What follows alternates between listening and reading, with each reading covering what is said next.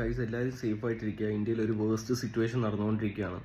അതിൻ്റെ ഇടയിൽ ആ വേഴ്സ്റ്റ് സിറ്റുവേഷൻ നടക്കുന്നതിൻ്റെ ഇടയിലും ഇന്ത്യയിൽ നിന്നുകൊണ്ട് ഇന്ത്യൻ ആംഡ് ഫോഴ്സിൻ്റെ സപ്പോർട്ടിൽ നിന്നുകൊണ്ട് ഇന്ത്യയിലെ ചോറ് നിന്നുകൊണ്ട് ഇന്ത്യയിൽ കൂറ് കാണിക്കാത്ത വേറെ രാജ്യത്തിന് കൂറ് കാണിക്കുന്ന കുറേ കൂറകൾ, മലവാണങ്ങൾ, ലൈക്ക് ഞാൻ പേരെടുത്ത് പറയും, ഒന്നും ചെയ്യാനില്ല, പേരെടുത്ത് ഞാൻ പറയും, റിയാസ് സലീമിനെ പോലെയുള്ള മലവാണങ്ങൾ ഇന്ത്യൻ ആംഡ് ഫോഴ്സസിനെ അപ്രിഷ്യേറ്റ് ചെയ്യാതെ അവരെ തരം താഴ്ത്തി, ഇന്ത്യയെ തരം താഴ്ത്തി, അഷെയിംഡ്, ഇന്ത്യയിൽ നിന്നുകൊണ്ട് തന്നെ ഇന്ത്യനെ താത്ത് പറയുന്ന നിന്നെപ്പോലുള്ള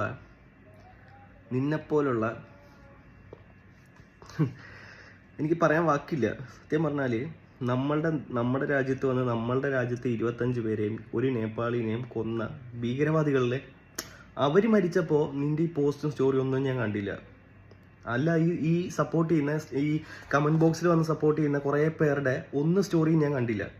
പകരം നമ്മൾ തിരിച്ചു പോയാൽ കൊന്നവരെ അറ്റാക്ക് ചെയ്തപ്പോൾ ഭീകരവാദികളെ അറ്റാക്ക് ചെയ്തപ്പോൾ നിൻ്റെയൊക്കെ ചോര തിളച്ചോ? ഞാൻ അറിയാൻ വയ്യാത്തോണ്ട് ചോദിക്കും, നീ എവിടുത്തെ ചോറ തിന്നണേ നീയൊക്കെ?